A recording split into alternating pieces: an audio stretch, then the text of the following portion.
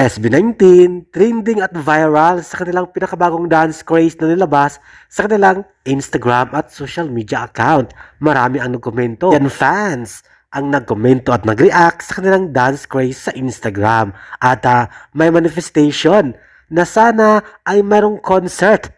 Magkaroon ng concert ang ating The King of P-Pop sa Brazil. Maraming request ng mga fans mula sa Brazil na sana magkaroon ng concert at bibisita o magkaroon ng tour ang ating SB19 sa kanilang bansa. Maraming Brazilian fans ang nagagusto sa performance sa isang panibagong TikTok video ng SB19. Sabi pa nga, it's a sign. Please come to Brazil.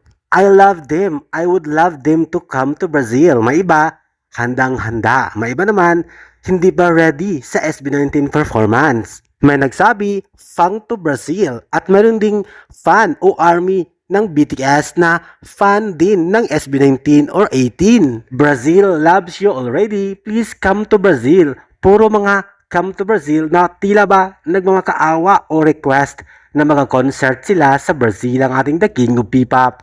Talagang maraming nababaliw ng mga fans ng mga Brazilian sa ating The King of P-Pop SB19. Narito pa ang mga komento ng 18 sa Brazil.